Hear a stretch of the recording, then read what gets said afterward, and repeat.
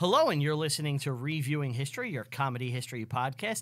I'm filmmaker and teacher Brian Rupert, joined here by... Yeah, you are. Joined here by... Yo! Joined here by... It's Angie. Hi, how are you guys? And as always, Steve Medagliaco. Thank you, Anthony, for that amazing timing. it was like I was driving and he just pulled the e-brake. Because I've realized that Brian has a lot of hang-ups and he needs to do things a certain way every time or else he can't continue. That's why whenever we mess with the intro, he has to make you say what he wants you to say, you know? Yes. Well, to be fair, we were moments before we came on. The two of you agreed I'm the captain of the ship. You are the captain of the ship. So I'm trying to... But we're insubordinate. I need to be more like Bly. Yeah. Like, I need to start giving whippings. Yeah. Yeah. We could use some discipline in our lives. Yeah. Of course. Of course. Preferably yellow. No? Nobody? No. Can you explain it? You get nothing. It's piss domination joke. Oh, yellow discipline. Now I get you it. see, Anthony, I have to explain something to you. For those of us that don't like piss in our lives, you're not going to understand that reference. Yeah, I guess you're right. It was really out there. It's very telling of your personal opinion on piss. Okay. I think we can move past it together. Yeah, I guess we could. So, what'd you bring for us today? We're going right into that. well- huh? Well, it's the Hold on, this is our hold pick on. episode. Usually we banter a bit. Yeah, I you want want to banter? Yeah, I wanted to defend myself a little. Okay. As you know, the captain and the person steering the ship, I feel we need certain things to be consistent. Right. Formulas. And the intro and the outro are things that I think kind of need to be consistent for the listener. I suppose. You know, that's why it's like... Do you think like a long-time listener, which we have none, would recite what you say? Like as the show comes on, it's like, another episode of Reviewing History. Here we go. And then they have to stop They because Anth talk always along with you, like almost like singing along to a song. They can recite what you say. So I'll tell you, there's like certain podcasts You do it, don't you? that what? No, I don't talk along, but like I know what they're gonna say for the intro and outro, and it is comforting to kind of hear that, like to start and finish. Yeah. It's a weird feeling. It's like, oh, this is the beginning of the thing I like, and then at the end, it's like the come down, and you're back into like reality. Well, that's your job, right? So we have the intro music, and then we have what you do. You do the intro, right? Then you introduce us. But Anthony will always throw a wrench in the system. So I Usually. feel like the wrench being thrown in itself It's almost part of it. is part of it. Yeah. He's the wild card. He's our wild card. Yeah. I just hate doing the intro, and I would like to just get past it. So it's like, why can't you just be like, I'm Anthony Galati, I'm Steve Medagliaco, and then like we begin and No, we talk. I just wish we didn't have to introduce ourselves every time. Dude, no one knows who the fuck we are. That's a good point. Yeah. Like we're fucking three nobody schmucks. Treat everybody like it's the first time listening. Right. That's how you have to treat it. If Right. somebody new is going to listen to this, and they're not going to know you, you know? Yeah. I know her. Now they're going to know you real well after the piss thing. But, you know. Yeah. Now they know what you're all about. It's a fair point. It's a fair point. All about piss discipline. I know I'm gonna get a text like tomorrow, and it's like, dude, you gotta cut all that shit from the episode. No, not this one. It's not real. If it were real, then it would. It's not real. I never want to work under him ever again. Yeah, he Under me. pisses on He you. pisses you. Enjoy. So how's life, gentlemen? Life's good. Life is Anything's good. Life is sweet. Have yourself a front row seat. Let's live and have a ball. He clearly went to a casino recently. I did. I went to the Hard Rock Casino in Atlantic City. How'd you do? I won. Oh, that's rare. I know. What'd I've been you on a play? losing streak. Played a lot of blackjack. You know, Yep. 21. Not hitting on 17, unlike the guy next to me. You hit on 17? No, not are you him. talking the about? person at the place. Oh, wait, he was hitting on 17? There was a guy. No. So Austin Powers was next to He you. was staying on 16, which I can't stand. Okay. You know that? You know those you guys? hit Yeah. on 16. Well, it depends what the dealer's showing, right? Yes. Yes, of course. If it's a low number, you stay. Yeah. If it's a high number, you don't. Austin Powers always hits. That's right. He likes to live dangerously. You have 20, sir. I suggest you stay. I also like to live dangerously. The eye patch X-ray vision. he bust. You lose. Do you know who the dealer in that scene is? No, who? The soup Nazi. Get the fuck out of here. Watch it again. Oh, my God. The dealer at that blackjack table is the soup Nazi. Seinfeld? Yes. Wow. Yev Kasev. So while we're on the subject of Austin Powers, I discovered a historical artifact From the 90s. from the late 80s that is relevant to basically only me. You're an archaeologist now? Yeah. So it's really funny. Not funny, but Austin Powers, like, you know his tuxedo? Yeah. That's in reference to George Lazenby's Bond movie, so it does tie in kind of. But it's really weird. So Alfred Hitchcock died. Wait, hold on. Isn't Connery Bond in the 60s? No, because the one Bond movie, 1969, is George Lazenby in On Her Majesty's Secret Service. And he's wearing a blue powdered tuxedo? It's not that, but it has like the frills. Silly. Like it looks ridiculous. Ah. But also, that's no joke. That's one of the best Bond movies. Really? It's in the top 5. Yeah, it's excellent. But nobody accepted it because it wasn't Connery. Exactly. They made him If come that back. was Sean Connery's in that movie, it's considered a high point in the franchise to this day. Do you Wow. think the silly outfit made it worse? Or No, better? I just think it's part of the time. How do you think he looks? Better or worse? So this is funny, but Alfred Hitchcock had died, and he had a show in the 50s. Do you know Alfred Hitchcock Presents? Yes. That's where he says, good evening. Yeah, and he does like little bits and stuff. I found out recently that there's an episode in the 80s where they got George Lazenby to play Bond again. In the 80s. In the 80s. Alfred Hitchcock was dead, and they like colorized old footage and just reused it, and they had their movie in the middle. So weird. I guess it's like a brand, like bringing back the Twilight Zone. I'm sure if I looked into it, the Twilight Zone 80s remake was doing well, and Universal was like, dig up Alfred Hitchcock. But there's a whole like Bond movie almost that I didn't know existed starring a Bond, and he's playing James Bond. How is it? How's the movie? I didn't watch it yet. You're just excited I about just it. discovered it and I downloaded it today. I can't wait to watch okay. it. Okay. But like, I've seen like a clip or two of it, and he introduces himself and he's like, "My name is," and like a car horn honks, James, and like a car horn honks. Okay, so it's not like It's they're not comedic. They can't. overtly saying it's Bond, but they're saying this is Bond. They can't say it legally, right. but they're like, he's Bond. He's in a tuxedo. He's played by a former Bond. name's James. He's drinking martinis. Like, it's Bond. Oh, that's cool. Yeah, I can't wait to watch this. I'm so excited. But I had no clue this existed. I've been watching a lot of nature shows lately. Really? Yeah, I'm really into nature shows. You're the nature boy. Ric Flair. Yeah, you do, go, woo! I watched. And you face rape accusations at the tail end of your wrestling career. Does that happen? I'm pretty sure Ric Flair is canceled. Oh shit! Yeah, like I think there's like a documentary that like Is he alive? Ric Flair is still alive. I think he was still wrestling before this. Is he still raping? Really? Isn't he like 70 years old? I mean, I wonder if he could still get it up. What about Hot Rod? Is he still around? Roddy Piper? Yeah. No, he's long dead. Best ever was. Who is that terrorist dude that was like Hulk Osama Hogan's- bin Laden. He was Hulk Hogan's arch enemy? The Iron Sheik. Iron Sheik. That's why 9/11 happened. Yeah. He was He was aiming going for after Hogan. He was going after Hulkamania. I'm going to take them out from the inside. He thought the Hulkster was in Tower 2. I will break these jawbones with my camel clutch. Was he in Tower 2? No. Hit the other tower. But yeah, I've been watching these nature shows, and I saw a video that kind of like bothered me, and I've been thinking about it for days Okay, now. what is it? It was this penguin, and he's just kind A of penguin? Penguins Yeah, are cute. penguin. Penguins are cute. Wait, can you say that again? Penguin. Penguin? Penguin? A penguin.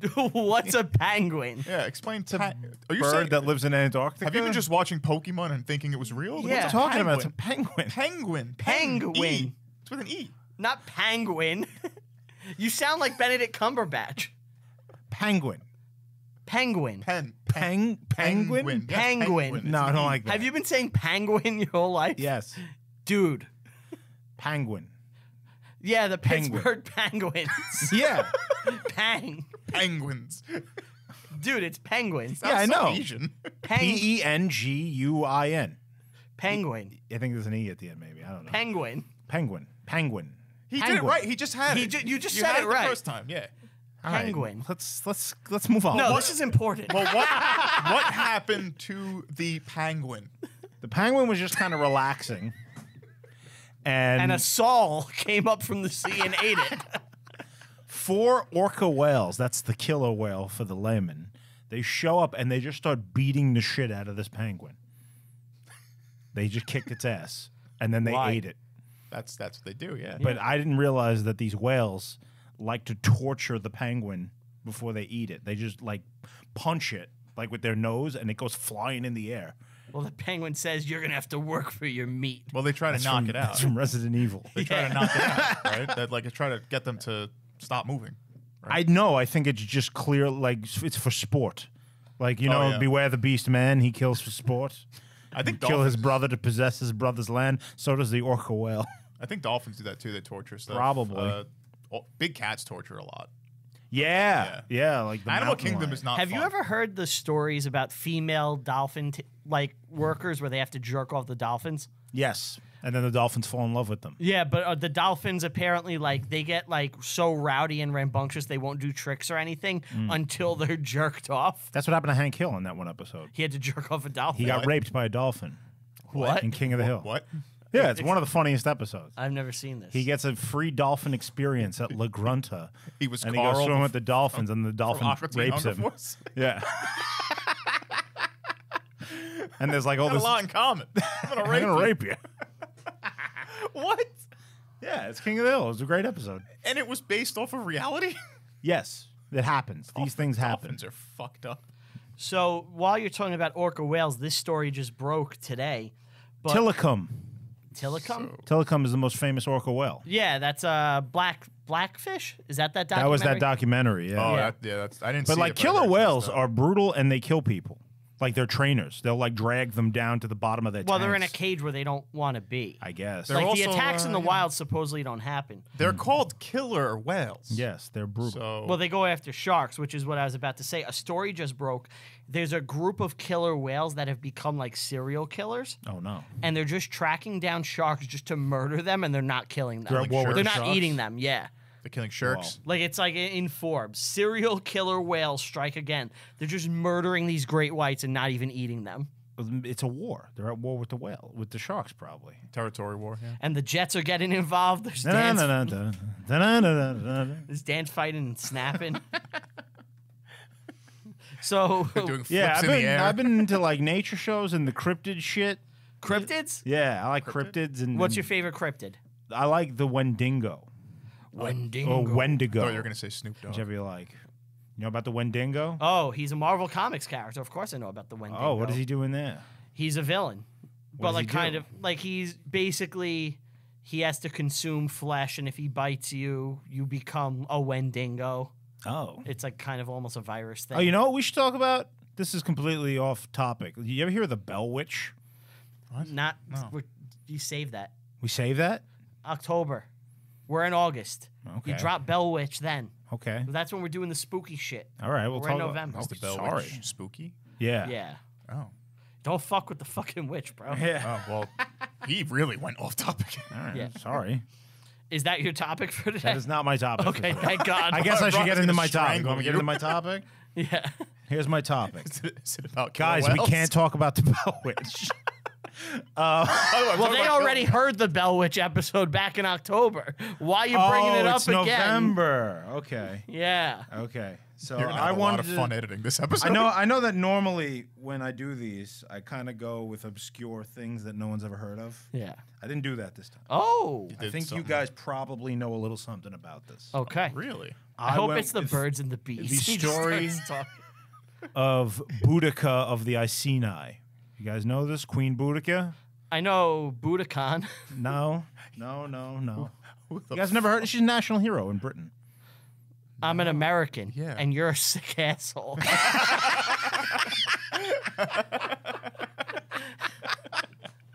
You guys never heard of Queen Boudica? No. It sounds Are familiar. we supposed honestly. to? I just know this is like a famous story from Roman times. Okay. All right. So, the year 60 A.D. Wait, is it Boricua? Is she Puerto Rican? No, she's not And you're not Puerto Rican. saying it. You're saying it wrong. Boricua, Bodega, Dominicano, Colombiano. You don't know that song? No, I'm not familiar with it. You don't know that song, but you expect us to know this person. People know from about 60. this. Battle of Watling Street. Come on. All right, tell me about Boricua. How do you survive in modern times?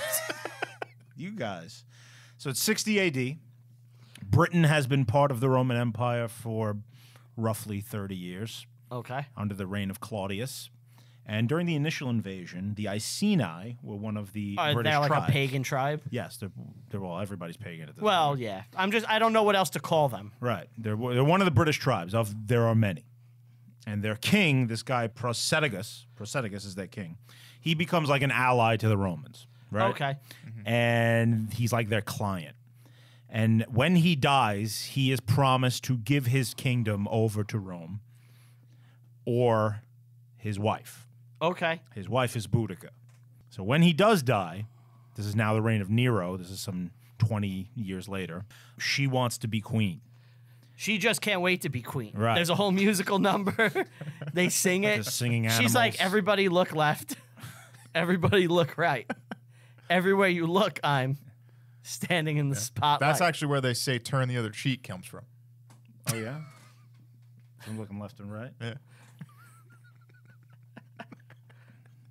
I'll continue now. So she wants to be queen. The Romans do not recognize this, mainly because, one, they want the territory, and two, they don't acknowledge female rule. inheritance. So when she doesn't pay her taxes or deliver tribute to them on time, 87,000 IRS agents come down upon her. yes, billions of dollars have been spent just to snuff out Boudica. The tax collectors come to her city, her town, Real her quick. village. Yeah. Tax collectors are never the good guys Never. in any story. Never.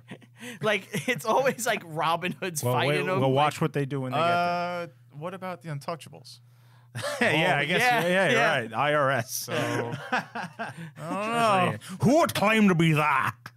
Who's not?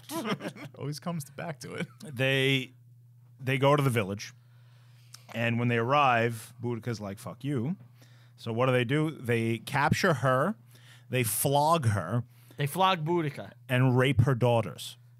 Well, that's not good. No, it's not. That's brutal. So she goes around to all the other tribes and says, "We got to get rid of the Romans." So now tens of thousands of Britons. What have the Romans ever done Right. for us? They well, rise up. roads, irrigation, crops.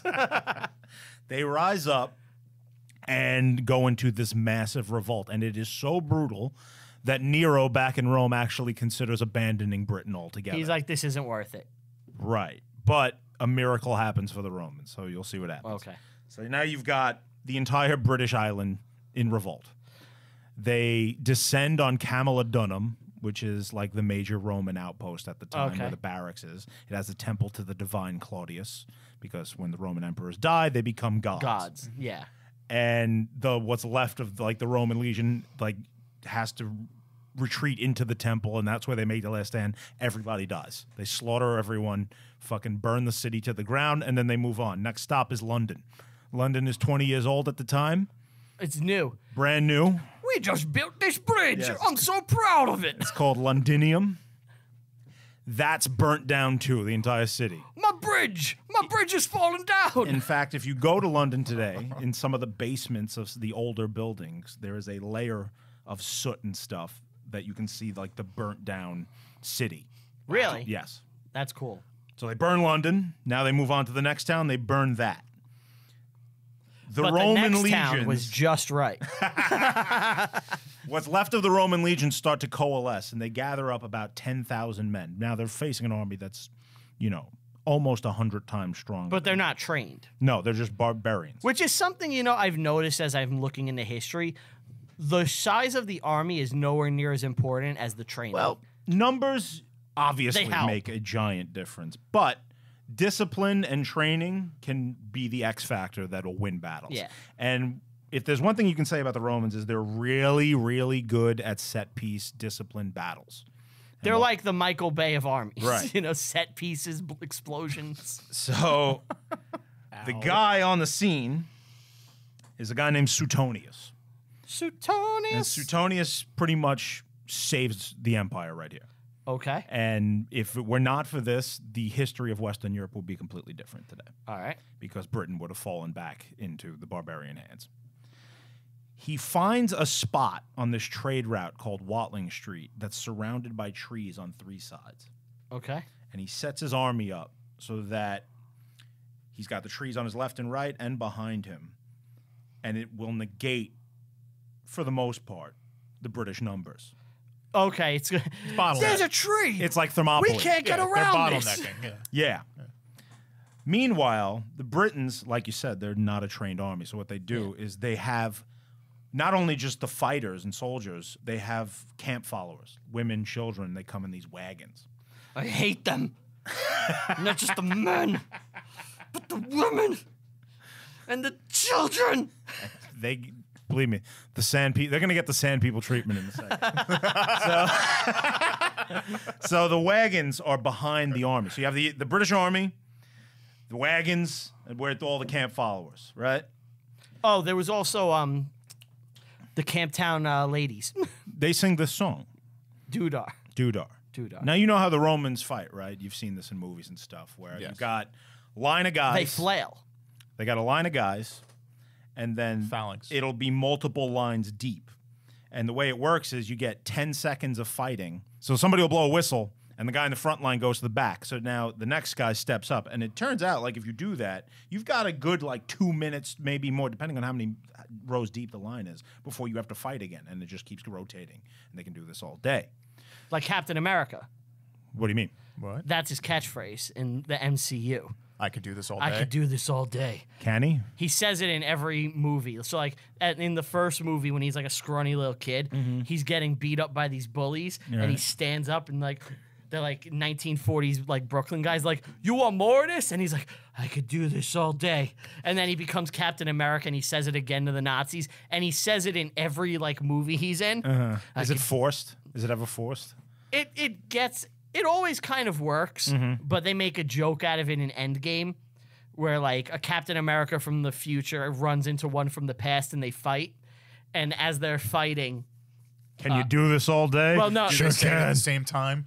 basically the older Cap is beating up the younger Cap, and the younger Cap stands up and he's like, I could do this all day, and the older Cap's like, I know. This reminds me of something I recently saw that I had no idea existed. And Okay. we actually talked about it already.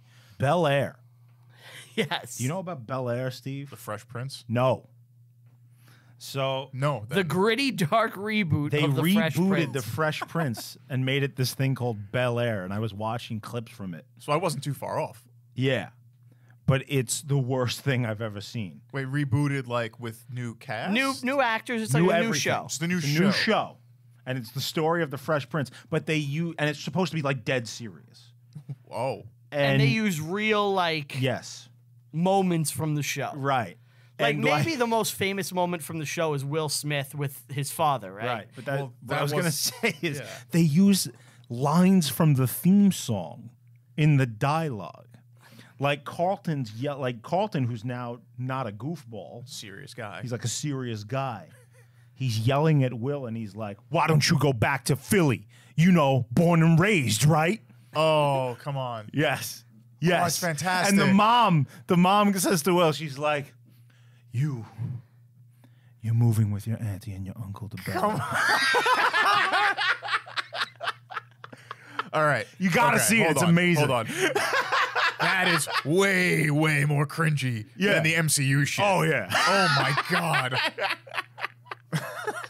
But yeah, they do the whole thing where Will's father comes, and now it's Marlon Wayans. And That was Marlon Wayans, right? Yes. Okay. And he's like, but they're like mean and angry, and they're dropping N-bombs. When he gets out of the Yeah, cab. he's like, fuck you, man. And like it's not emotional at all, And Right. the real scene is actually like emotional. It's a good scene. It's a good scene. Yeah. How come you don't want me, man? Yeah. Well, that was Like that Will was, actually shows emotion yes. at the end. That's Yeah, because it Will's a wasn't good actor. scripted. That wasn't scripted. Uncle Phil hugging him wasn't scripted. Yeah, that I wasn't heard. scripted. The lines were. Yeah. Anyway, back to Watling Street. Yeah. Watling Street. Tim yes. Watling Street. Yeah. All the So dentists the in the world British- come from there. The British charged them. you said it's Boudica about- gives like a speech about freedom. 10,000 people. You said The about Romans have 10,000. Romans have 10,000. The British have like 80. Oh, maybe they more. are- Maybe okay. more. So they're substantially bigger. The Boudica gives like a speech about how we can either live as slaves or die free, or like we're fighting for freedom. But they'll never essentially. take Yeah, our freedom. exactly. This is like the birth of that. Okay. And it's probably put in her mouth from like Roman historians because they Oh, always I bet they put it in. they her mouth. always like to pump up their villains to like make them more noble so that it's cooler when Yeah. they kill them. So the Romans form a wedge and they just drive right into the heart of this British army. And these are guys, blue painted, no shirt. Yeah. They don't have armor. They just get annihilated and they start a rout. But when they rout, they run right into those wagons and the women and children. And something like 20, 30,000 Britons are killed to like Roman losses of 400. They And just overrun the them. empire is saved. And that is my story for today. Wow. The Romans, and this is Boudica started this and caused this loss of life. Yes, and there's a statue of her in Britain today. It's very famous. She's considered a national hero Why? because she is a symbol of British resistance to imperial authority and freedom. Yeah, she's got a chariot in the statue. I'm looking at You looking the at it right Boudica now? statue. Yeah, Pretty cool, right? She it's a cool statue. paid dearly too fighting that. I mean, Oh, she took poison afterwards. Oh, she pulled a Hitler. Yeah, yeah. oh, She was not captured. When the Brits are closing in on you, you know. Oh, They sorry, definitely the would have put her in Romans. chains, brought her back to Rome. She didn't want that. Yeah, they would have paraded her around. Right. yeah. That's it. Honestly, it gives off like Game of Thrones vibes. Yeah. Yeah, I could see that. Are you gonna watch the new show? You No, liked the original. I'm not interested. You liked the original, right? Yeah, I like the original. I'm the defender of the last season too. I liked it, but I kind of don't have an interest in the prequel. It wasn't great the last season, but it wasn't the abomination that people make it out Yeah. to be. The show had been on decline for years. I really think a big thing is like, and this is a weird thing with this show in particular. People had like their sports team that they liked. You They know, wanted to see that person It's like win. I'm a Stannis fan. I want Stannis to be the king. That was you know? me. I was the only one who liked Oh, Stannis. I was Team Stannis. He was the rightful king. Yes. Yeah, he clearly was the rightful king. I'm opposite you guys. On You this don't one. like Stannis? Not so much the Stannis thing, but I really disliked the show after like season 3. Three. I Three was hated it. that's very early for most people. Oh yeah. The second they started introducing like magic stuff, Like the I'm dragons? like, But I'm they out of introduced this. that I'm from out the of this. first episode. But they didn't show it. But they had to explain it There's eventually. dire wolves in the first episode. I can look past wolves. There were big wolves back in the day. Sure. You know what I mean? Like, but once they started mentioning like the dragons and witches and shit like that, Mm-hmm. mentioning it is okay because it is mentioned in history. Like there were shamans But and it's stuff not. like that. It's not supposed to be historical. I know. it's a fictional but world. It's I, like- You just weren't interested in a fantasy I didn't world, want it a to dream be world of fantasy. magic? I wanted it to. Game of Thrones in my mind was okay. There's going to be these families warring, and whoever comes out on top will come out on top. I didn't want the fantasy. I hate Lord of the Rings with You know these what? fucking hobbits no, and elves Beaver's and dwarves. right. Because watching the show, I fucking hated everything with like the White Walkers. Yeah, stupid. Never liked them. Anytime they went up there, I was like, "Can we move on?" I like the political shit down Yes, south. yes. That stuff is better Yes. and, because that's the heart of the show. But from the beginning, But all that got thrown out the window with the final. Like it didn't matter Yeah. anymore. All that mattered was zombies. well, by the end, well, here's the thing: they were building up to that from the first episode, I know, And, but it like- wasn't. I never liked it. Do you know who? but I it was thought- always going that way. Do you know who I thought the White Walkers were? Were the cannibals in the mountains? That's who I. Oh, thought you wanted it to be like they It's legendary. a misconception because that happened all the time. You know Sure, what I mean? yeah. So that's what I really wanted, and it was like that didn't happen. No, You know? it was zombie men and There was giants. actually and- zombies and dragons. Right. And I'm like, yeah, I'm out. I can't Even do the it. dragons, though, I didn't mind as much because they were just like this oddity. Like the zombies, the White Walkers really just took over everything, and that's all that mattered by the end. Because why would the Game of Thrones even be a thing if we have this existential undead threat Will that be? that just washes away all of our politics? Stupid, and who gives yeah. a- yeah. But it actually doesn't, because as they're fighting that, there's still political shit driving people and motivating things. The show I didn't think need it. I think if it had more time, people are going to be pleased. But I still think that sports team mentality at the end, people were not going to be happy with that ending, no matter what. Maybe. Because people loved Daenerys. Yeah, I never did. me neither. And like, I was so happy when she died in the last episode. But I didn't want to see her win. yeah, No. like that was the thing. That's why I like the ending. I wanted her to walk into the fire with the egg and die because of her beliefs. Because her belief was so strong in the dragons that she walks in the fire and dies. And that's like, oh, that's a crazy ending. Like, of her story. I mean, I But would then she walked out and the liked. dragons are real, and it's like, great, this is I would have stupid. liked Lord of the Rings if like Frodo, the ring didn't work. But and- that's not a good take. you though. love Lord of the Rings, right? I love Lord of the Rings because it starts fantasy and continues fantasy and it's a great story. but so does this. This doesn't start as fantasy. The first scene is fucking like the zombie people, and But they it- talk about dragons and they build up to it, and it they happens. talk about it, but they don't show it. but they let you know it's in the world. It's fantasy, but they almost have like a disdain for the fantasy. Game of Thrones, like the attitude towards it. I disagree. I think that they, especially like because I've read like the first 4 books. Oh, you have. You got Yeah. on that deep. Are you one of these guys that just hates George R.R. Martin for Not just finishing? abandoning the whole series, pretty much? No, because the reason I'm okay with it is, first of all, I think there's 5 books and I only got halfway through 4. You weren't going to read them anyway. I stopped at a certain point, but the reason I'm not mad at him is because originally he said the ending of the show, even though it's rushed and all this, is the same people would have ended up on the throne.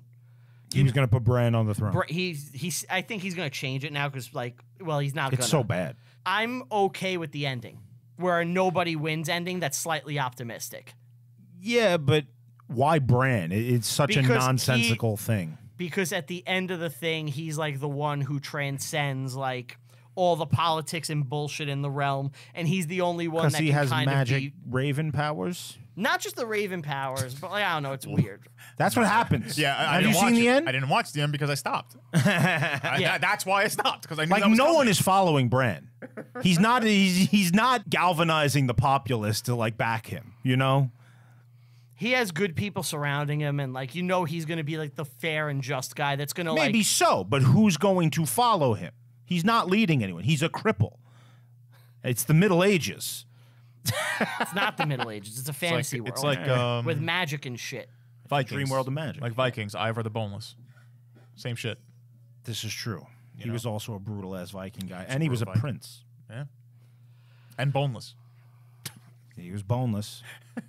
We don't Like- actually know if he what that We meant. don't. He was like No. Cow and Chicken. They're his cousin Boneless. There are stories of him being carried around on a shield when he led the great heathen army into Who Britain. knows? He might have just got injured in battle or something. So That's like, possible. Maybe he was just impotent. Yeah, that's what I was Oh, going to maybe, say. yeah. He couldn't get it up. You know?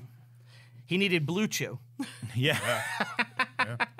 What's your favorite dick podcasting ad? Roman, What? I don't know. Blue Roman. Chew. I know Blue Chew. Okay. Is there another one? I feel like there is. Roman and Blue Chew, I think, are the two big, like, Back in the 90s, they had horny goat weed. horny goat weed. Yeah. That's still around, I think. Probably is, yeah. Anyway, Anyway, Brian. Who's next? my guy does not need horny goat weed. Really? My You're guy- going down my route now. My guy is a brute. He is black. He's bad. He's boss.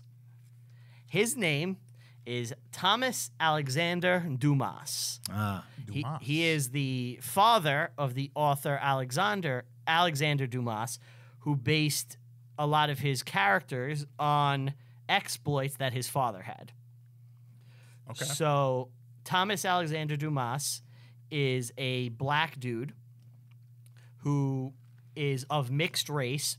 So obviously we got to backtrack a bit and give some context. We are in the 1740s, maybe? No, it has to be. No. It's I'm trying to remember when he's born. Oh. It's I'm like going to guess the 1760s. 70s. I'm going to guess the maybe? 70s. 1762 he's born. And he's born where? He is born in Haiti, which is a French colony. Saint-Domingue at the time. Saint-Domingue. Now, Yeah, it becomes Haiti later. But what happens is now there's obviously a big slave trade at the time, and the French are particularly brutal slavers. The sugar colony. Yes. Sugar colony. This is their moneymaker. Yes, and I believe life expectancy there for a slave is lower than anywhere else. Yes, it was the most brutal place at that time in the planet to be a slave. There was nowhere worse. So this guy, there's a white a French aristocrat, I forget his name. He goes to Saint-Domingue trying to make his fortune. And he really is having a hard time. And he's waiting for someone to die so he can get like this like lordship, right? And while he's in, Saint-Domingue, he meets a black woman and they have a baby. Mm-hmm. Now, I don't know how consensual it was, but what I've heard is that at the time, there was a weird racial structure taking place in Saint-Domingue. You had the black people who were on the bottom of the bottom, right? Uh-huh. Then you had the whites who were at the top of the chain. And then you had this weird second-class citizen made up of mixed-race people. Now, the mixed-race population kept growing because white slave masters kept raping the women there. So it's almost like a middle class? They were second-class citizens. Class is the wrong word. It's a caste. It's a caste system. Okay. It's like I'm sure you've heard of the encomienda system. Mm-hmm. That was in New Spain. Yeah, it's the same thing, just in Saint-Domingue, and it's like you have the Europeans at the top, then you've got whites that are born in the colony, not from the metropole. Then you've got mixed race people, and it just gets more ridiculous as you go down. So it's eventually the mixed race population grows so much that the French they put in laws and they make it illegal to basically birth mixed race children. Like if you get caught like diddling your slave and she has like a mixed race baby, you're in trouble. So this got so out of control, they're like, we got to put an end to this. Yeah. Well, you've got to understand, the French on the island are insanely outnumbered by the slaves. And they're actually afraid of the slaves. With good reason, they'll find out because we all know what happens. Yeah. But, yeah, they did put in, like, miscegenation laws and things like that. Yeah. So this guy, Alexander Dumas's father, obviously diddles his mother going against the law, and he's born. They go into hiding like... Is it rape, or is it... I'm sure is there some consensualness? Do we know? To be honest, I did know, and I forgot. Okay. Either way, it doesn't matter. It's not important. It's against the law. Right. Yeah. It's not... That's against the law. It's just kind of interesting how this guy was born. Okay. So they go in like to hiding, right? And he's born, and like his father is like kind of a loving father, right? Takes him back to France? They're hiding in he can't go back to France. He can't afford it.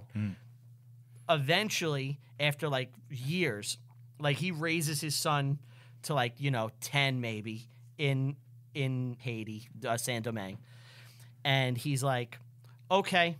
He gets word that the guy died. And, like, at this point, like, they're not enforcing that law as much anymore. So he's able to go back to France and get his lordship. But so his father died. No. His father's the person who's waiting to take over. Yeah. Okay. So he basically is going to go back to the... He's inherited some business. He's inherited a giant, like, estate in France, right? Nice. He's a noble. A noble, yeah. He's a marquis. Yeah, I'm not making a Star Trek reference, but I know you want to. Yeah, he's Chakotay. It's Marquis. Marquis, sorry. No, isn't it Marquis de Sade? Oh, yeah. Yeah. But Marquis de Lafayette. Yeah. I guess when you're tomato kind of when thing you're saying on? it more French, I guess. Yeah.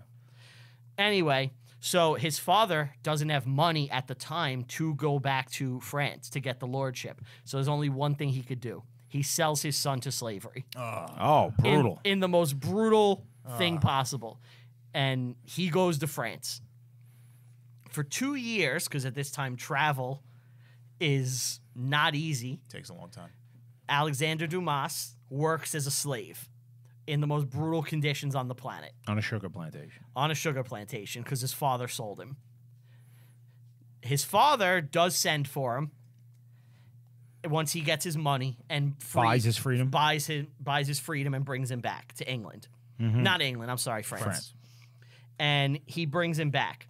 Now, over time, he's like, I want you to get the best schooling. I want you to become like the man. And he sends him to the top of the line schools that he could send him to, because this is a more common problem amongst the aristocrats that have come from colonies in France. They have this baggage with them. Yes, they have a lot. Like it's a I wouldn't say it's a common thing, but it happens for the nobles. It exists. So there's like a whole class of these type of people, right? And like even people who are bringing their slaves over, it's like really weird at the time in France where they're starting to have almost the beginnings of like a black community. It's not a lot, you know, it's not like thousands, but like it's a little pocket of people. Right. And he wants his kid to be wants his kid to be the fucking man. So he sends his kid to the best academies, the best schools, and all this. Alexander Dumas becomes friends with a guy who ends up being known as the Black Mozart. His name... A musician. Yes. I got it's a French name, and I don't want to butcher it. But either way, they become buddies, and this guy is one of the best fencers in the world. Like, he goes to fencing competitions in, like, Italy, and he beats people, and he trains Alexander Dumas how to fence. The musician. Yeah, black dude. Whoa. he's like him. He's mixed race like Alexander Dumas. And they sword fight and shit, right? They call him the Daywalker. Fucking Daywalker. So he becomes awesome. Alexander Dumas enters fencing tournaments, and he becomes a novelty because he's 6'2". He's mixed race, and supposedly he's insanely handsome. All their strengths, none of their And he's a weaknesses. stud. And he's just a stud, right?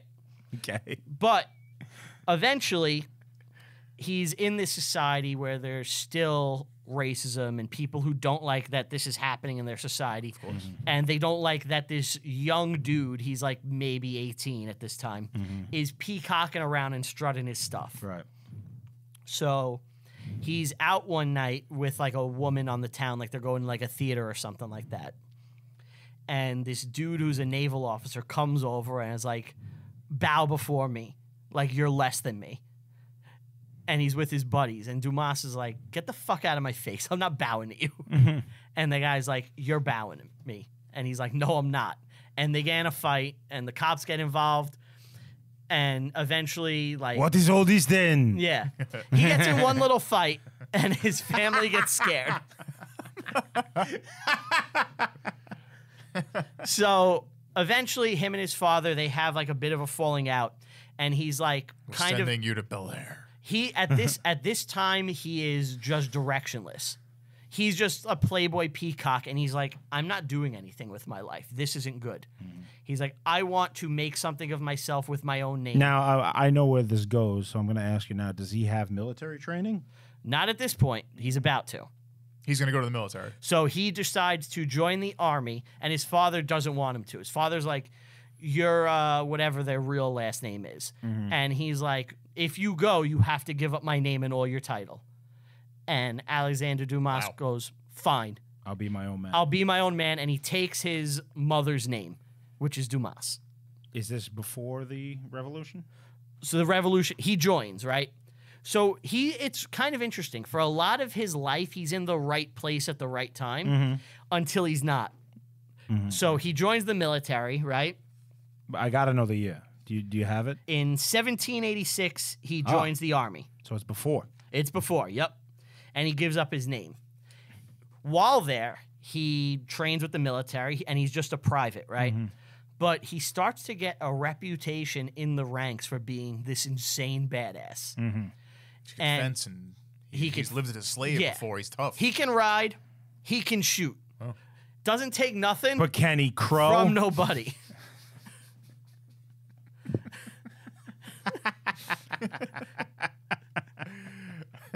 I got you.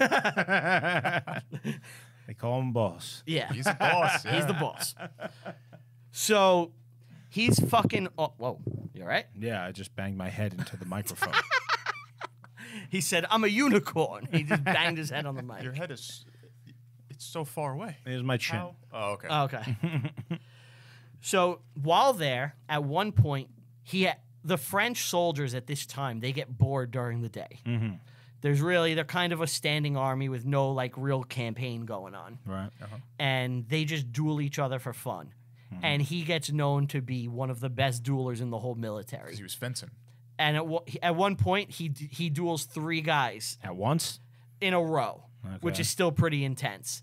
And if you've ever seen the Three Musketeers, the main character in the book, the guy who becomes the 4th Musketeer, has a duel against all 3 Musketeers in one day. And that's based on Alexander Dumas's father. That's they have the cool. same name. That's cool. So, eventually, a little thing happens called the French Revolution. Shit pops off. Shit gets real. And there's a document known as the Declaration of the Rights of Man. And the citizen. Yep. And our boy becomes a big believer in this. He is all about it, and he's already in the military. Liberty, equality, fraternity. Yep. Now, he is like, this is fucking awesome. I'm all about this.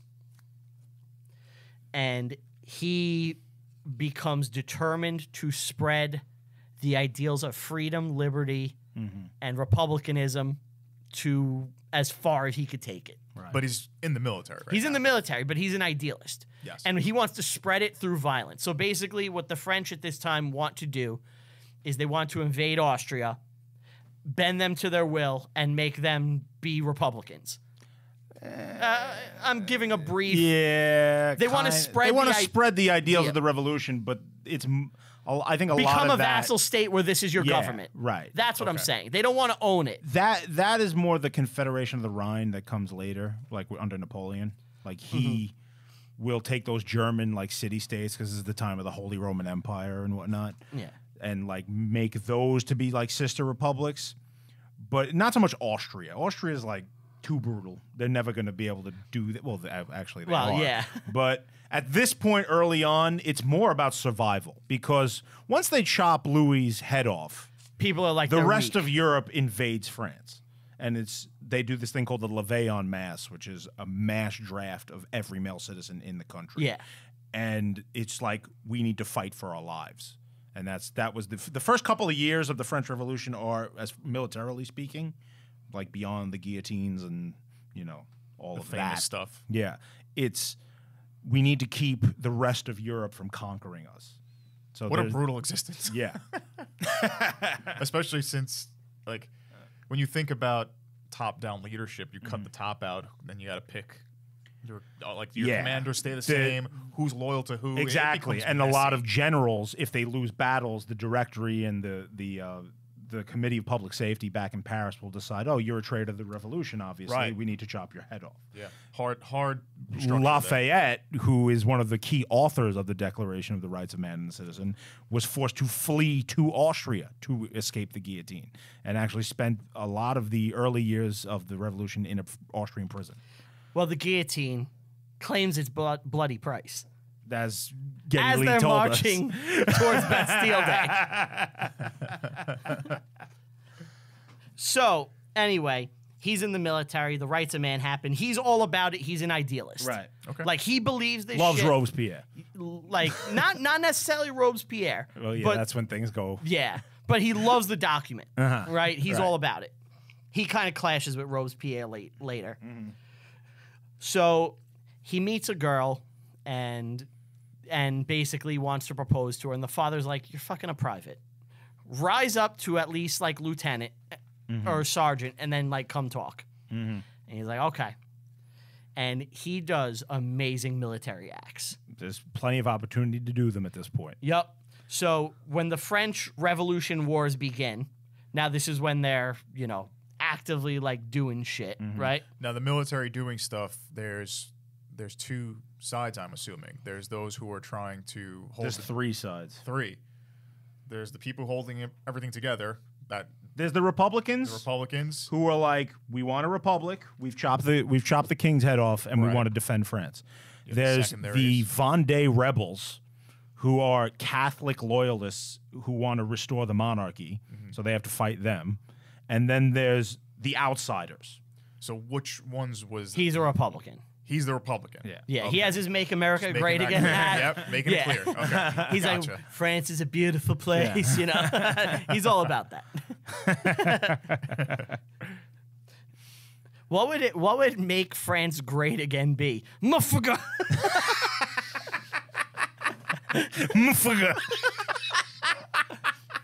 If we get merch, Why is it English? I don't know. That's funny. If we get merch, though, we need MFGA hats. Mufka. Anyway, so he becomes a military hero for the French. At one point, he takes over a whole garrison of 12 Austrians without firing a single shot. What? Then he proceeds after this to charge 50 men, and he has 4 horsemen with him, and they defeat them all. His legend begins to grow of his strength amongst like the barracks. And there's a rumor, which is ridiculous. There's no way this happened, but they say he can sit on his horse. This is how legendary his strength is. He can sit on his horse, grab like a beam above him, and pull him and his horse up. And like this is spreading With his legs? No, with his arms as he's like Right, gripping yeah, the but horse. he's gripping the holding horse on with to his legs. Yeah, which is like I think a horse weighs like 1,000 pounds. Or some shit. Physically impossible. Basically, he's like they're like memeing him Yeah. about how strong this guy is because He might be able to do it with like a donkey. Like a small Maybe a horse, small you know what I donkey. mean? Like the small horse, I like don't know, little man. Sebastian from Parks and Rec. Like, you could do it with that, probably. but he is like a straight badass. Like he is kicking ass all over. Right. So what happens when the Republic falls? Well, hold on. So eventually he becomes such a thorn in the side of the Austrians, he gets the nickname of the Black Devil, great name. which is a That's fucking badass. awesome Great name. nickname, That is right? badass for anyone. God Right? damn. The Black Devil. It's such a cool nickname. White devil has a really Yeah. different meaning. Continue. Yeah, no, I was... You were laughing at my joke. I derailed you? No, it's fine. Okay. So eventually there's enough black people in the military. They put him in charge of like a black Regiment. regiment called the Black Legion. And It's cool, too. And I think when you put black in front of everything, it automatically becomes cool, right? Blackhead. That's yeah. You want to get rid of those. The skin. All right, you found one. But so his boy, the one who taught him to fence, is in charge of the regiment, but he's really not there. He's not fighting. He's like He's a dandy. he's a dandy boy. He's in there. He's there in name, but he's mostly in France. And Alexander Dumas is in charge of this. He's the guy. He's the guy. So they start to give him brutal assignments. They want him to go through the Swiss Alps, which is really fucking brutal, go over them and attack, I think, Austrians. So he was that with like- Napoleon. He's going to meet him shortly.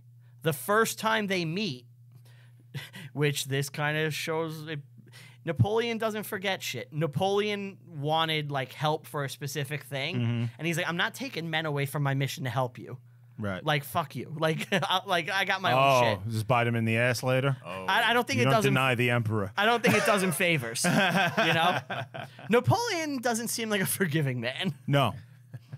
But he, everything you hear about him, it's like he's pragmatic and smart politically.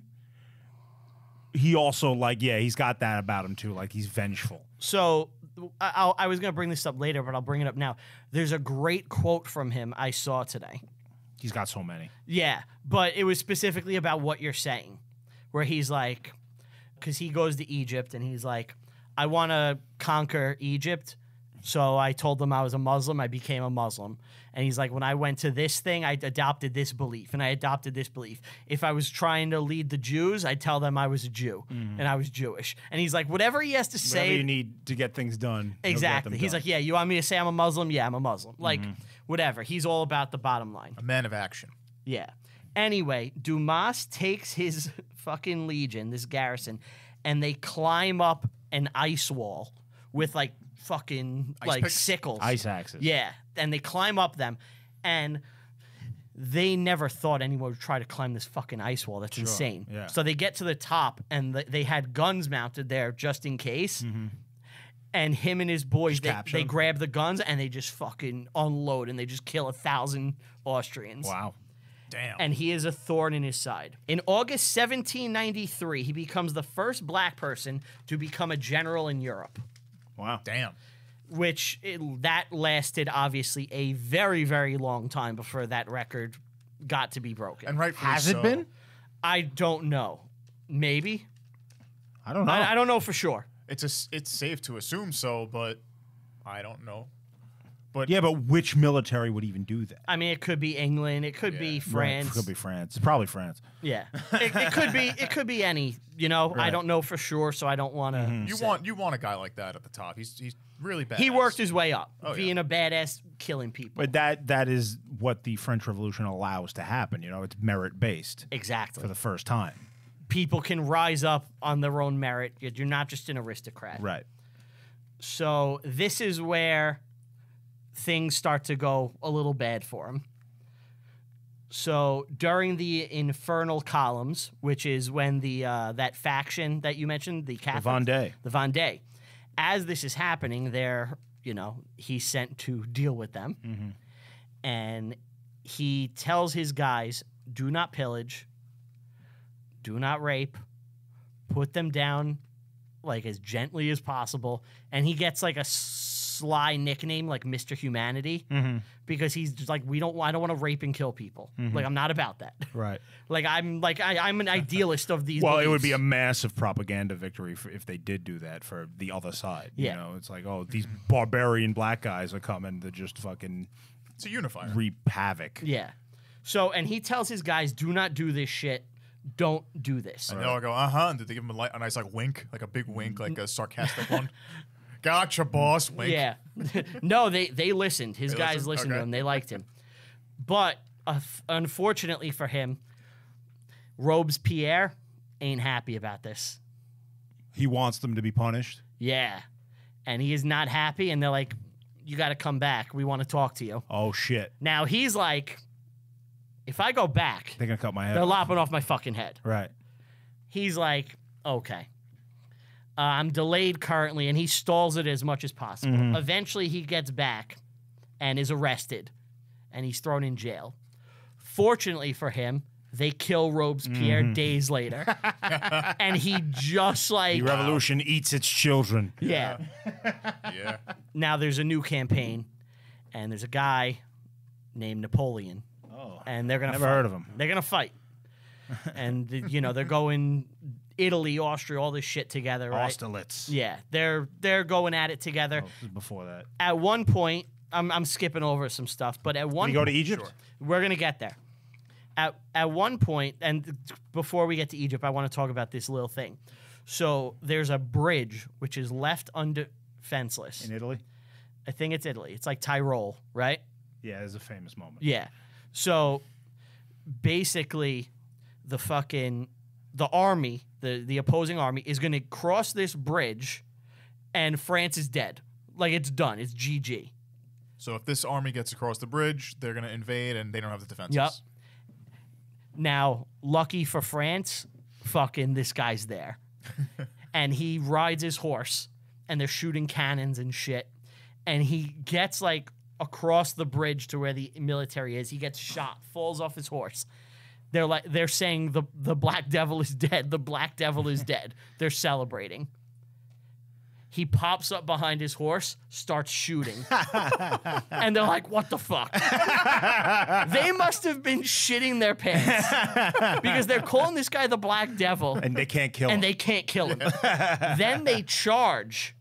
And he takes out his sword. And he starts fucking people up holding this bridge. Because he's the fencer. He's defensive. Yeah. And he's just slicing and dicing, and he is defending this bridge Nobody like by else had a himself. gun? Eventually, he gets back up, and they hold the bridge, and they save the day. Wow. He gets called the hero of France. Like, Napoleon is worshiping him. He's getting praise. He becomes Rightfully so. the Horatius Cocles of the Tyrol. which is a hero who saved ancient Rome. I probably butchered it. Have you ever heard that story? Say it again. Horatius Cocles of the Tyrol. I don't know.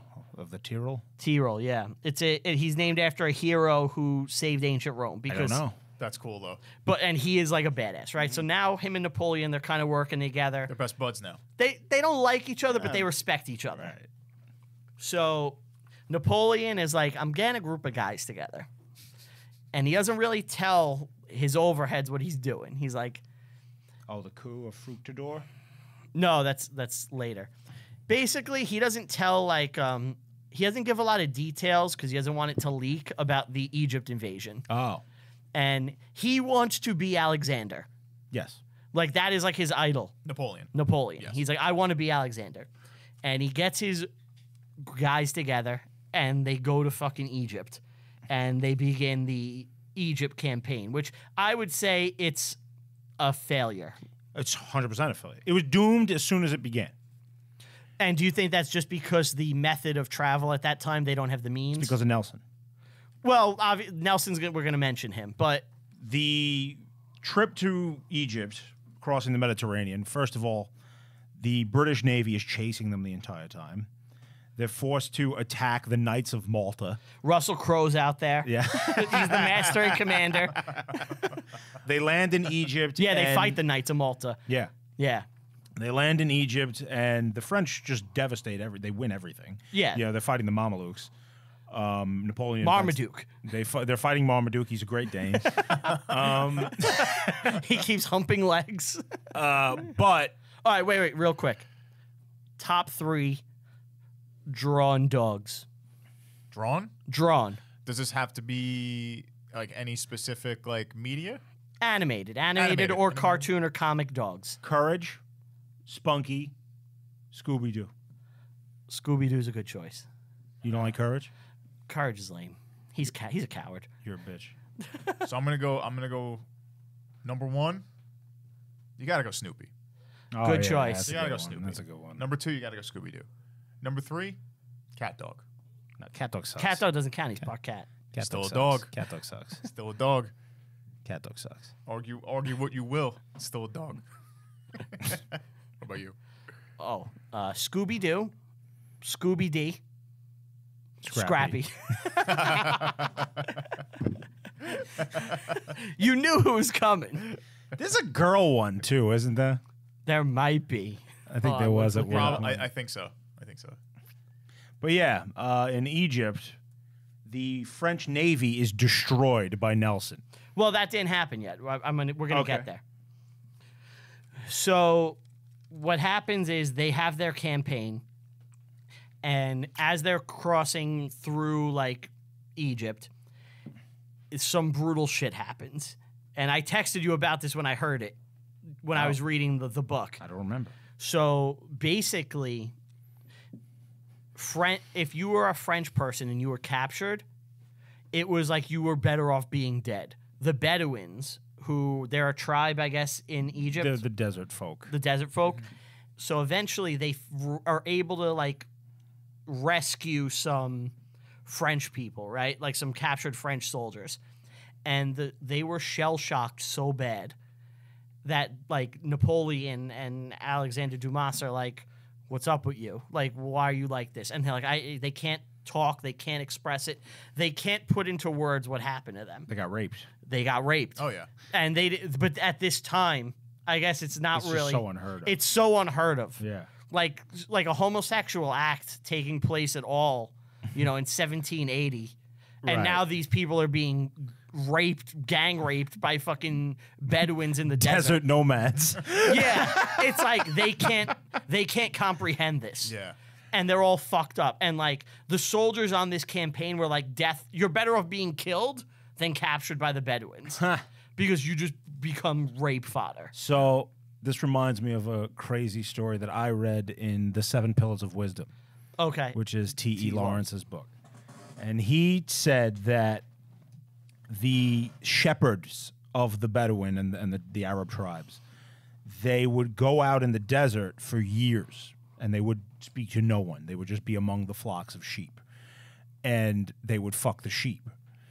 and they captured one day because they were going to assault like this Turkish garrison. They captured a sheep or a Bedouin? One of the shepherds. Okay. He's like a kid. Okay. And he just didn't know how to speak because he had been out in the desert so long, and like he was just like babbling incoherently and like had never had contact with humans before. There's like crazy lifestyle shit going on in these places that we just don't even know about. It has to be like one of the hardest conditions you could possibly try to exist in. I'd agree with that. Like, Yeah, it's like one of the extremes of humanity. Yeah. But the desert is clean. That's why I like it. And now I'm twirling around in my fancy white uniform. And then Audu Abada is going to sneak up on me. You have a blood feud with the Habitat. Hello. So, anyway, while they're on this Egyptian campaign, he's like, I miss my family. I wanted to spread Republican ideals, like he's an idealist. He's like, I don't want to just be Conquering Egypt. Like, this isn't what I'm about. Right. He goes in, and him and a bunch of the other generals, they talk behind Napoleon's back. But Napoleon, has he skipped town yet? Hold on. Napoleon finds out. And he's like, what the fuck? And they're like, are you guys planning a mutiny? Are you trying to take me out? And they're like, no, we're not trying to take you out, but what the fuck are we doing here? Like, why is this happening? And Napoleon is like, I should kill all of you for sedition. And Alexander Dumas is like, can I just go home? I don't want to be in Egypt. And he's like, fine, you can go home. If there's anyone who deserves to go home, it's that guy. So Napoleon is going to let him go home. Really? Unfortunately for him, Horatio comes and destroys all of the ships. Yes. And now he's stuck. Everybody's stuck. And he has no way to get out. So he's like, all right, I guess I just got to keep fighting until I can get out. Is he part of the march around the Mediterranean? I don't. When is that? Because Napoleon, what happened? Is that after Napoleon leaves? Yeah. Okay, no, he's not part of that. Okay. Okay. So him and Napoleon, they like the campaign is still raging. Eventually, at one point, like Napoleon is pissed at him, right? But he puts down anti-French revolt in Cairo, and he charges into the Al-Azhar Mosque on horseback, and he shuts down this revolt by himself, Dumas. Wow. And Napoleon is like, he's like, even though I'm pissed at you, that was awesome. He's like, I'm going to have them make a painting of you doing this. I don't like you, but I respect you. That's how cool this is, right? Wow. Alexander Dumas is like, cool. Now, unfortunately for Dumas, when Napoleon does the painting, it's Napoleon riding into the fucking mosque, and he puts himself there instead of instead of Dumas. I got to see this. Yeah, it's Al-Azhar Mosque Napoleon. You'll see the image.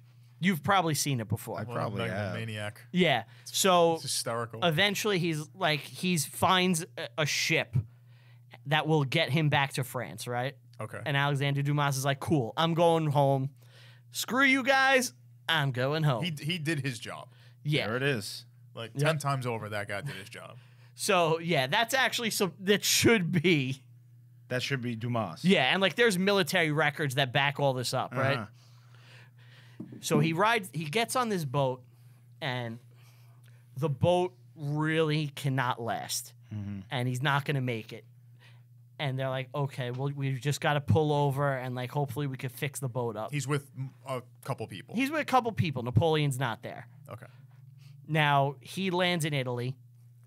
And Italy at this time, He's under French control. where they were, they had lost it. Mainland? Oh, okay. Mainland Italy or Yeah. like Sicily? I'd assume the mainland. Wherever I'm he assuming landed. Maine, but you never know. It's 'cause- Naples. Oh, so Kingdom of Okay. Naples. All right. Yeah. He gets good pizza, though. Oh, yeah. But he lands there, and they capture him. And he's thrown in a prison. Now, he's there, and it is a brutal experience. The Italians have him. They're like, we can barter with him, right? Napoleon goes back and rises to power. And coup. he becomes emperor. Now, they're like, we have a bargaining chip. We have a French hero. Right. Yeah. And Napoleon's like, fuck him. I don't know him. Let him rot. And like the guy's wife is begging every day, like, let this guy out, let this guy out. The Italians are like, what the I don't want to fucking just keep this guy. Like, if he's not worth anything, what's the point? But they don't want to execute him because then the French can play it up. Right. They killed our hero. Right. So the Italians are kind of in a lose-lose. Might as well let him go. You can't do that either. He'll come back for revenge. Well, you look weak, right? Okay. Just hold him. They hold him. But they're like, well, if he happened to die while we were holding him, and it was like natural causes, so they start poisoning him. Oh, shit. But he does not die. But he gets all fucked up, like he loses hearing. And like and he talks about like all this shit that he was going through trying to like with this illness and everything they did to him. Eventually, he gets like a knock, like from like a thing next to him, and he got like bread and water one night after he recovered from a previous illness, and the guy's like, that was poisoned, don't eat it.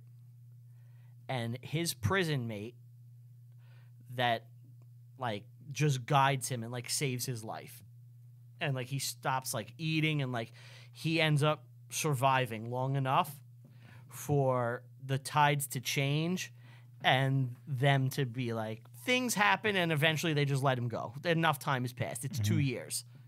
And he was in this prison for 2 years, and he doesn't die. Oh, no, what happened is the French took Italy back, and then they let him go. Right. But that was like, it wasn't like a part of the plan. So he gets back, and now one of the first things Napoleon did was I didn't mention this, but at one point during the French Republic, they passed equal rights.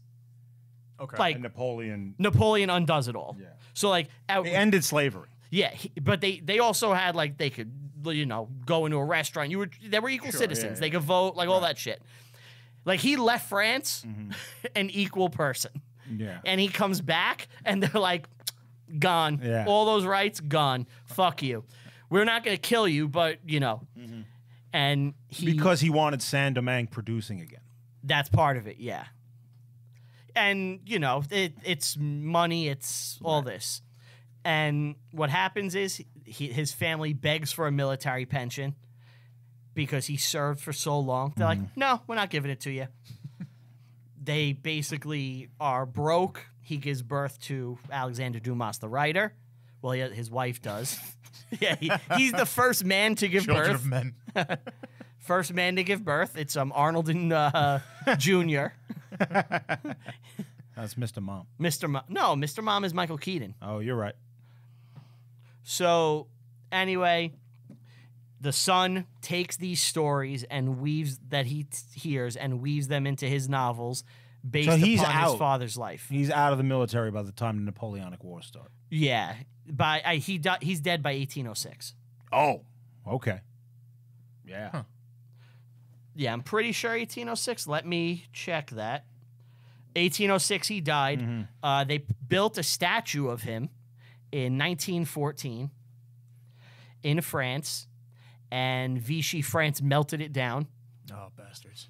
And now there is really nothing to commemorate him, and he's kind of just lost for time. Wow. And there is a fantastic book detailing his life called The Black Count, which I really recommend. It's if you like history, and if you do, I assume you do if you're listening to this, it's a really fucking cool book. I would definitely check that out. Nice. But We're on the same subject. I just finished The Hero of Two Worlds, which is... what's that? That's Mike Duncan, the guy who did History of Rome and Revolutions. Oh, he's Speaking of podcasts. he's also he's a basketball player. He's known for dunking on his opponents. He does do that. Yeah. He just wrote a book That's great. about Lafayette, Okay. which is right along the same time period. And if you feel like getting into the late 1700s, early 1800s, you should read both of them. I'll check out the Lafayette book. It's fantastic. You should check out Black Count. We can discuss. Compare notes. Yeah. I'll check out So both. what'd you guys think of that story? That was great. He's awesome.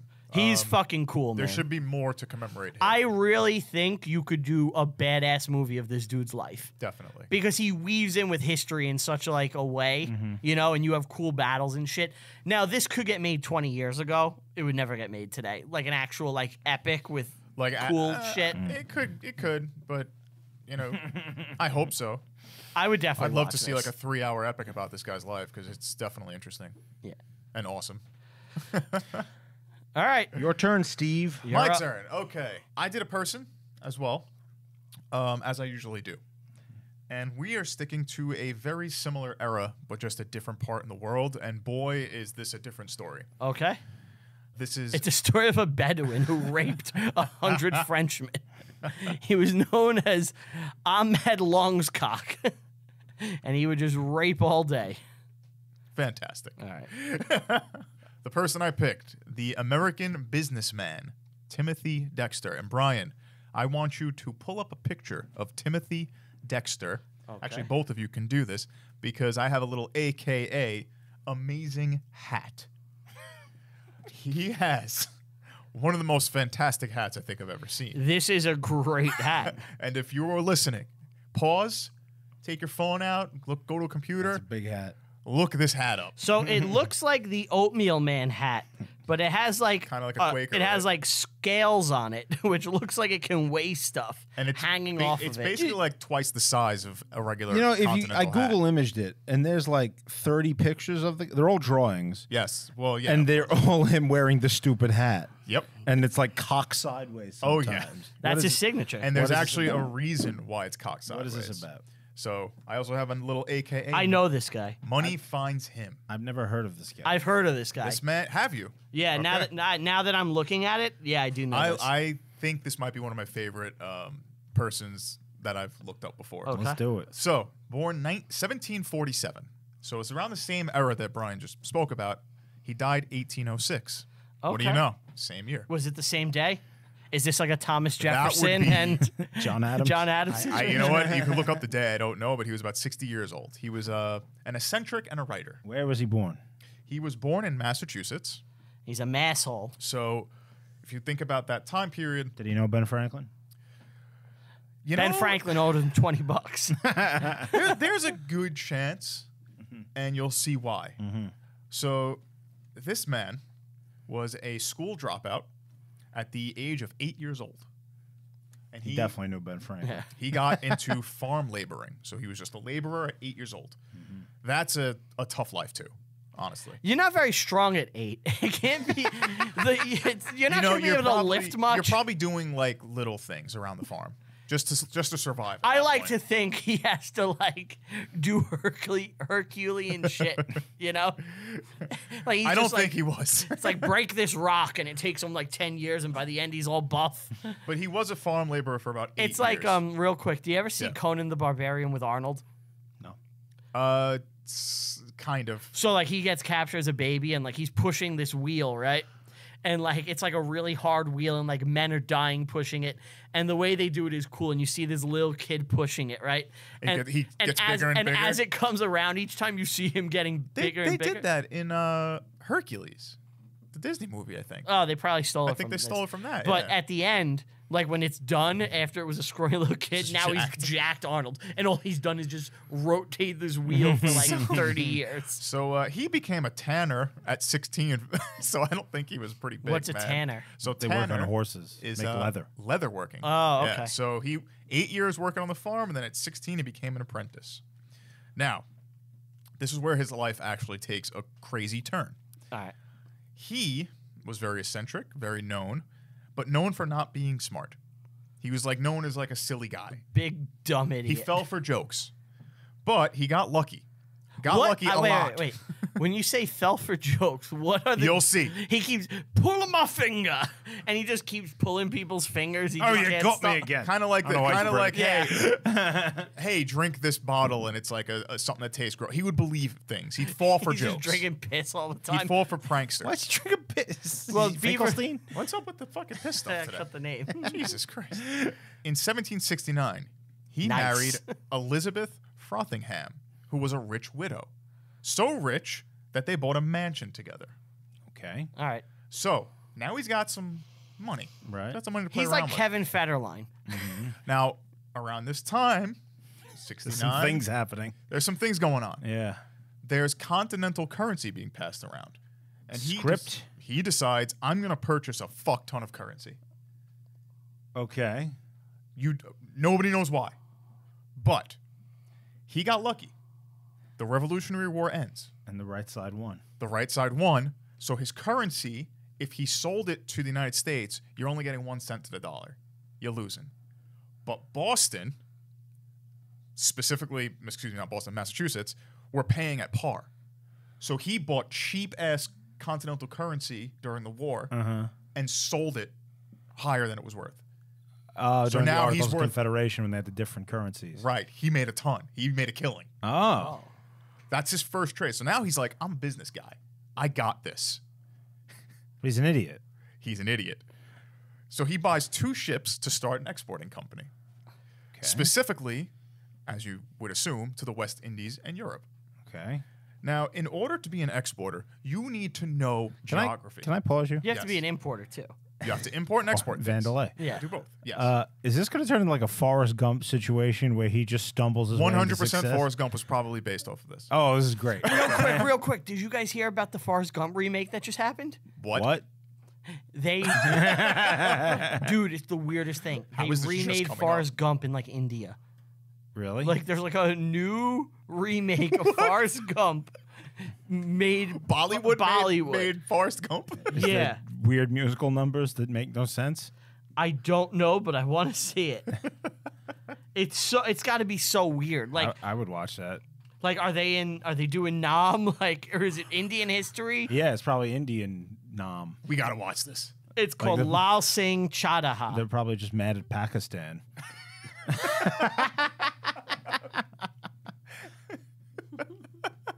Yeah, I want to watch this. It took them 20 years to get this made.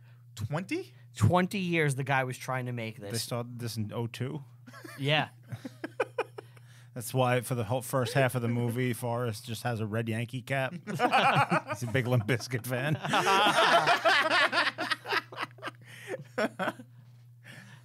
He gets gauges. New metal, never die. So, back to Timothy Dexter. As you know, he dropped out at 8 years old. He doesn't know a lot about the world. So he doesn't know a lot about geography. Right. But he hangs out with rich people. Okay. But they like to pull pranks on him. The problem is the pranks keep backfiring. Someone shit in me giant hat again. Who used it as a portal party? Why are all your pranks involving like bodily fluids? That's all he knows. That's all he knows. Because I think it plays well in this crowd. So he would take jokes as actual business advice. To note, his enemy, his competitor, decided to a ploy to bankrupt him. I don't know his name, but he tells him you have to take bed warmers and ship them to the West Indies. Oh, it's hot down there. It's completely hot. You don't need bed warmers. No. So to explain what a bed warmer is, because you might not know, it's these giant ladle-like things. And you take a pot of coal and you put it under the bed to warm the bed. You ever see this? Yes. Yeah, it looks like a pizza oven. He shipped a bunch of bed warmers to the West Indies. So his enemy's like, he's going to go bankrupt. This is great. The captain of the ship was like, I worked in the molasses field, in the molasses company. We could sell these as ladles and just tell them it's ladles. And he's like, yeah, let's do that. And he makes a killing. Because molasses is huge now down there. Yeah. That's the sugar. Yeah. So then Wait, couldn't this be like a Coen Brothers movie? Yeah. Dude, I was thinking that, and I'm not going to. There's one. I thought you were going to say, like, they give him bad investment advice, but it turns out to be good. Like, you should invest in this railroad. No, it happens. Well, he has an exporting company. So he kills it, he buys more ships. He kills it, he buys more ships. Now he has like 20 ships. So he's exporting huge amounts of items. He's falling up the stairs. He's falling up hard. So much so that hanging out with And he's married to a rich he already has a mansion, doesn't have to do this. They tell him he succeeds with the bed warmers, and they're like, I can't believe this. They're like, you know what you should do? Wool mittens, send them to the West Indies. Again. He goes, this is a great idea. It's the same joke. It's the same joke. They do it 7 times to try to bankrupt this guy. They get to the West At Indies. what point does it like it's like you pull a joke on your friend, but like at 7 times, when does it become like you're a dick? Right? Like This is like We gotta this remember, is people Warner hate Brothers shit. I'll Yeah. get him this time, and then Yeah. he's big and successful. Yes, yes. So he ships wool mittens to the West hey, Indies. did he found Acme? Maybe. He made It's his killing. basically There was the a same road shit. run. There was a coyote who kept buying his shit. In the West Indies, when he arrives, Asian merchants are about to leave for Siberia. They need mittens. And they're like, we'll take him. This is perfect. He makes a killing. We can't get any mittens around here. He makes a killing. Now, Anthony, you're the history buff here. Around this time, what is Newcastle known for? the city. Yes. Beer? Beer? No. No. Newcastle. Newcastle. I don't know. It's actually still known for it today. It's one of the world's largest coal Oh, exporters. coal. Okay. Right? Yeah. So around this time, if I told you right now, you know what you should do? Buy coal, sell it in Newcastle. You'll make a killing. You'd probably say no, right? Oh, that's like selling ice to an Eskimo. Right. He does it. But why do they buy it? What's the reason? Because when he arrived, turns out the miners were on strike that week. So there was a giant coal shortage, and he makes a fucking killing. This is actually awesome. This is amazing. This Oh, guy don't like worry. There's 4 more to go. this is great. It's so fucking funny. They say now it's like he can't go wrong. He just keeps killing it. Another prank on him. Remember those wool? Someone's shitting me out again. Try instead of wool mittens, just do gloves. Take gloves and sell them to the South Sea Islands. What, in like Tahiti? Yeah, how much farming is done there? I don't know. Not a lot. It's just there's like fruit trees and like Breadfruit. Yeah. breadfruit. There's fish. He's like, that's a great idea. I'm gonna do that. He sends gloves to the South Sea Islands. It's like 1,000 islands there. It's not a lot of fertile like farming being done. And the dressing is sublime. What happens? Portuguese boats are there at that time. They're about to go to China. They're like, we'll take 'em. Makes a killing. Wow. You can't lose. How religious are the East Indies at this point? Very. Mm-hmm. Yeah. Okay. You should ship Bibles to the East Indies. You'll make a killing. He ships Bibles. Turns out the missionaries there were short and needed them. Mind you, he knows none of this. He's not like, oh, they're short this, let me send it. He's taking advice from people in taverns that are like pranking him. Right. But he keeps He was just following up. punking himself. Yeah. He just keeps following up. He sends cats to the Caribbean. Turns out the Caribbean's at that location, the exact location, Had had a mouse huge problem. mouse problem. Bought all the cats. He shipped stray cats. He used to collect whale bones. He would just hoard whale bones. I don't bet he's like a genius. No, I'll tell you. He's no, like an trust me. idiot savant. He's an idiot savant. This is Gump. He sold whale bones as corset stays. Do you know what a corset stay is? It's a thing that holds corsets together. Yeah, I think my friend Ray had one of those. Yes. He he told them there was corset stays. They're like, we'll buy all of them. So he made a killing off whale bones. Like Wow. useless shit. He was he couldn't do wrong. Now, he said he knew the value of goods that the majority of people deemed unvaluable. Well, people deemed it unvaluable because he just got lucky, you know? Now, like I said, high society hated him. The mansion that he purchased with his widowed wife, he decided to put up a bunch of wooden statues, 40 of them. Some of these statues included Washington, William Pitt, Napoleon, Jefferson, and himself. I was hoping it was Men of similar ilk. I was Similar hoping it was ilk. going to be like erotica. You know, there's 40 statues. There might be, because he was eccentric. His statue specifically read, "I am the greatest philosopher in the Western world." Now, So he's kind of a dick, too. complete dick. So much so that it was known around public that he was a dick. Now, mind you, this is 1700s. This late is why sev- people want to fuck with him. This is why people want to fuck with him. But he just keeps winning. He would have a pretty bad family life. He had a wife. He had some kids. I think that his wife had 2 kids before they were married. He would have some female visitors around the house. Oh boy. And around this time, you do that, you're kind of frowned upon. But his way around this was to tell his visitors. So let's say you came over my house, you saw a woman walk around the house. He'd be like, "Don't worry, that's my wife's ghost. My wife is dead." Wife was like in the other room. he decides. Dexter, stop fucking that girl. Now, That ghost is real spooky. and this is why people really didn't like him too, because he was a horrible husband. You know, he decides to see how much people care about him. He's an upper class twit. He fakes his own death. Because he wants to see his friends' reactions. Okay. 3,000 people show up to his wake. So he was known. Very much so. All right. He sees his wife wasn't crying. Runs out, admits that he faked his death, flogs her in front of everyone because she wasn't crying. Suddenly, he isn't lovable and fun anymore. Yeah, now he's like sinister and dark. No. I'm gonna bring it right back up. Do you think if Forrest Gump pulled that in the movie, it would have played as well? He fakes his death, like, and Jenny's there, and she's not crying, and he just starts whooping her ass. Yeah, just beating her.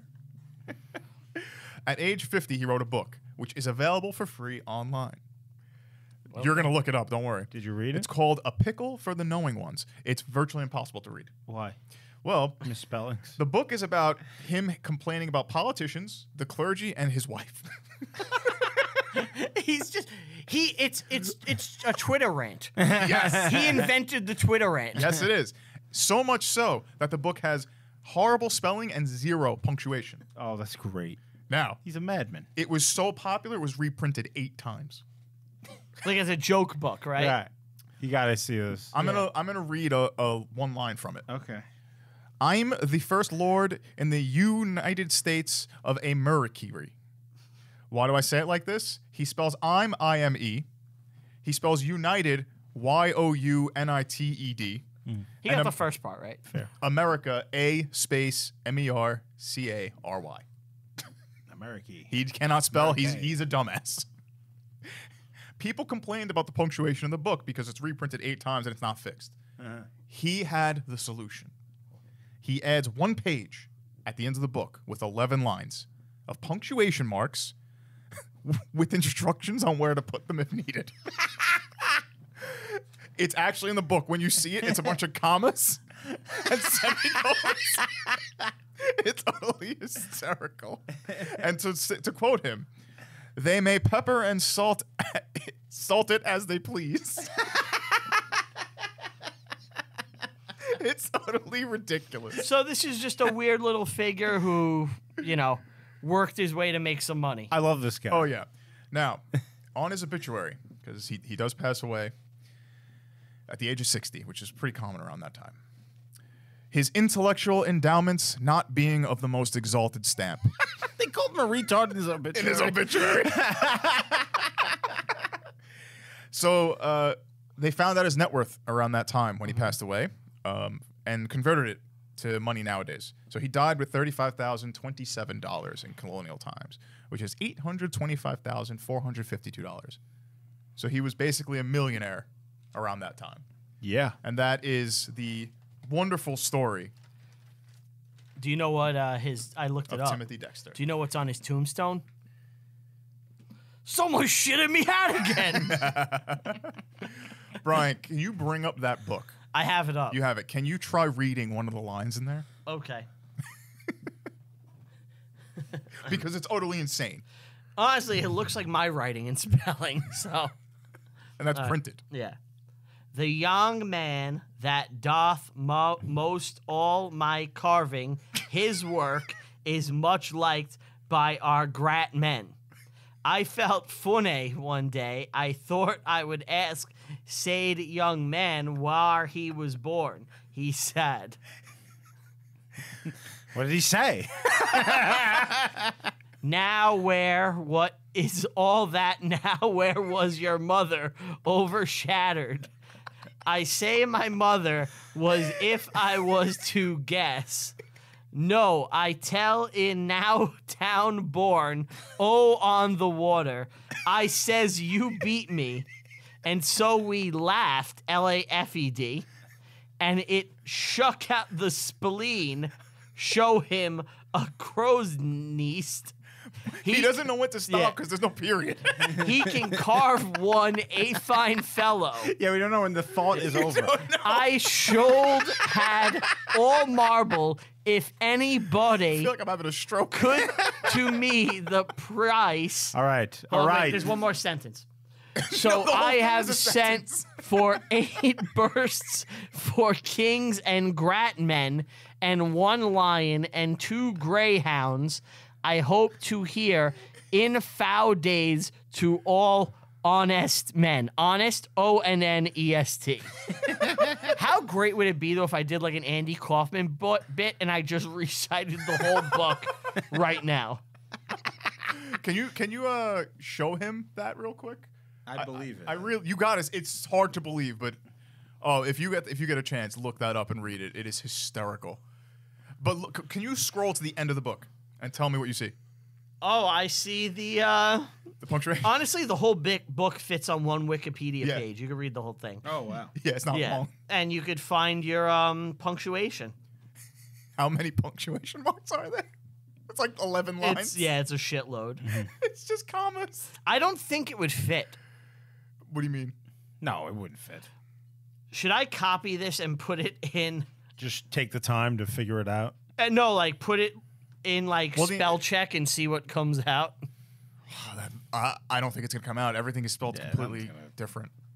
That ain't going to work. But that's Timothy Dexter. I think it's one of my favorite persons I've picked so far because That was great. it's hysterical. That was cool. I had heard about him once before, actually. Yeah, but you definitely refreshed it. Now, hearing that, do you think Forrest Gump took a little bit of inspiration? Probably. Think so? Yeah, maybe. Forrest Gump just lucks into money. Yeah. So did this guy. You know? Honestly, sometimes like you feel like there's weird forces in the universe that just like make shit like this happen. Like a guy just keeps getting lucky like that. Yeah. You know? Like it's for some purpose. I guess so we can laugh about it 100 years, 200 years later. All right. We did our little history tidbits, and now it is time to make our picks for the next movies we will watch. Yes. I will start. I will. No, I'll start. You want to start? Yeah. Okay. I'm going to pick the movie Miracle. And the word on the street is that we're getting a pretty cool guest. We are getting the senior NHL writer from ESPN, the legendary Greg Wyshynski.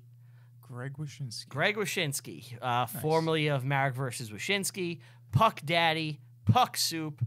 An ESPN writer is gracing us with his presence and adding legitimacy to this show we do not deserve. Definitely true. Yeah. I'm gonna pick JFK. Oh, Yes. okay. We're gonna watch JFK. We're going back into the left. It's time for the triumphant return of Mel. Oh, we're doing Mel? it? We're doing it. What are we doing? Which Doing Mel it. we doing? It's fucking Braveheart, bro. Oh shit! The Fuck big yeah. one. Didn't I mention that? Yes, you earlier? mentioned Braveheart earlier in the show. Not on purpose. Braveheart just kind of always comes up. Yeah. But that sounds good. I'm I thi- excited. I think this is a strong lineup of movies. Let's do it. Yeah, I would say so. All Rock right. and or roll. All right, you guys want to say your goodbyes? Thank you for listening. Thank you for joining in, and I will talk to you next time. Bye. I want to thank you guys. So simple. So simple. Want to thank you all for joining us. I really appreciate it. Please appreciate listeners. Yes. Yeah, what an asshole. Why am I thanking you? What did you do? You hit play. We did the hard work. We did the yeoman's work, the research. You asshole listener. Now I've just fully turned on him. It's not the first time you turned on the audience. Have I turned on the audience before? Yes. When Yeah, when you were turned talking on the about audience. Batman. Yeah. If you agree with me, I didn't turn on you. If you're not with me, then you are my enemy. You've done that yourself.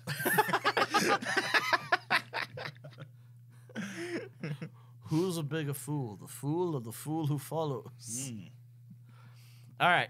So, Well, thank you all for joining us. I really appreciate it. Please go on iTunes, give us a review there. It helps potential sponsors find the show. Follow us on all social media, Instagram, Twitter, Facebook, Reviewing History, RView History Pod on Twitter. Please send us an email at reviewinghistorypod@gmail.com. If we get enough emails, maybe we'll do a bonus mailbag episode just for shits and giggles one day. Other than that, you can follow me on Twitter at Brian Rupert. All social media, Brian Rupert. Letterboxd, we have one for the show. We have individual ones. I rank and review every single movie I watch. Give a follow. I will see you next time. Thanks for listening. Bye.